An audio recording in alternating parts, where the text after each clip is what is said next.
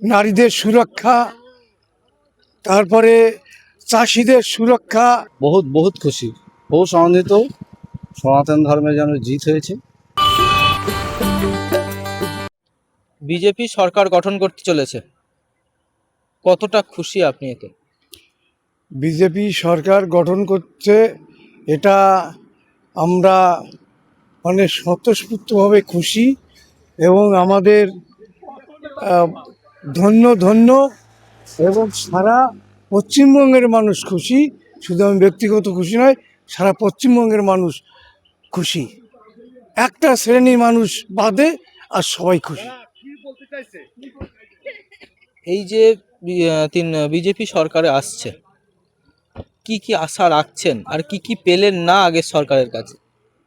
BJP সরকার আসছে, এর জন্য আমরা নারীদের সুরক্ষা, তারপরে চাষিদের সুরক্ষা, তারপরে রাস্তাঘাট চলাচলতির সুরক্ষা, হসপিটালের স্বাস্থ্য সুরক্ষা, যাবতীয় উন্নয়ন কাজের সুরক্ষার জন্য আমরা ভারতীয় জনতা পার্টি আজ এসছে।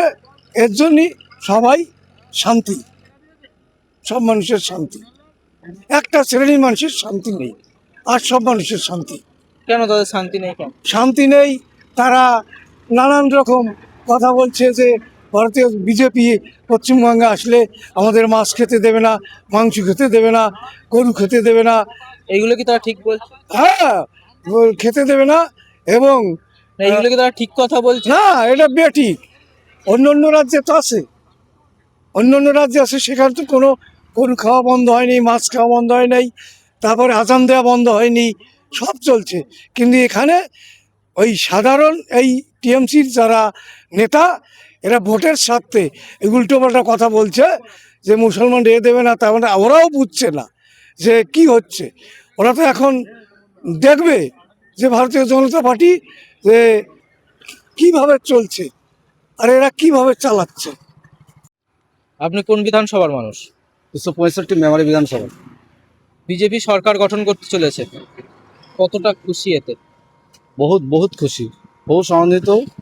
সনাতন ধর্মে যেন জিত হয়েছে এবং পশ্চিমবঙ্গের যে একটা অরাজকতা চলছিল, যে অরাজকতার অবসান ঘটেছে। মানুষ স্বতঃস্ফূর্তভাবে ভোট দিয়েছে এবং এই যে আমাদের ইলেকশন কমিশনার যেভাবে ভোটটা করেছেন, মানুষ স্বতঃস্ফূর্তভাবে ভোট দিতে যে বেরিয়েছে, এই যে 94% যে ভোট হয়েছে, এটা আমরা খুব আনন্দিত এবং সবাই আনন্দ উৎসবের মতন যে ভোট দিতে পেরেছে, এটাই আমার প্রচুর আনন্দিত আমি।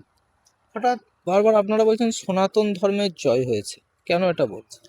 কারণ এই তৃণমূল সরকার একটা কমিউনিটিকে প্রায়োরিটি দেওয়া হচ্ছে, ফলে কি আমাদের কি হিন্দুরা কি ভোট দেয়নি? তাহলে একটা কমিউনিটি কেন সে সুযোগ সুবিধা পাবে আর আরেকটা আমাদের হিন্দু কেন পাবে না?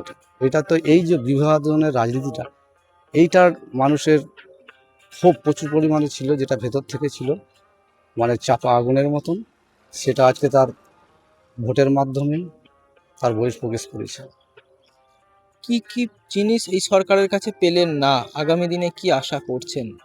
এই সরকার কাছে কী হয়েছে? প্রথমত হচ্ছে আমাদের যে স্তম্ভ দাঁড়িয়ে আছে, যে আমাদের যে অর্থনীতির যে স্তম্ভটা চারটি যে দাঁড়িয়ে আছে, কোথায় শিক্ষা, স্বাস্থ্য, তারপরে প্রশাসন দিক থেকে সবই তো শেষ করে ফেলেছে। কি আছে?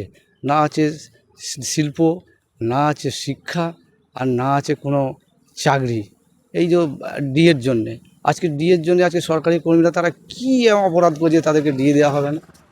রাজ্য সরকার তাদেরকে কোটি কোটি টাকা দিয়ে উকিল দাঁড় করিয়ে দেওয়ার ফলে এইগুলো হচ্ছে যে কোটি কোটি টাকা জনগণের ট্যাক্সের টাকা দাঁড় করিয়ে দিয়ে তাদের দিয়ে দেবে না বলে এইগুলো কি হচ্ছে? তারা বারবার আন্দোলনকে তাদের জিত হচ্ছে, এখনও বলছে আমি দিয়ে দিয়েছি। এই যে মিথ্যা রাজনীতি, এই যে প্রচার, এইগুলো মানুষ খুব একটা ভালোভাবে নিচ্ছিল না। সেই জন্যই এই সরকারের পতনটা হওয়ার অসম্ভব।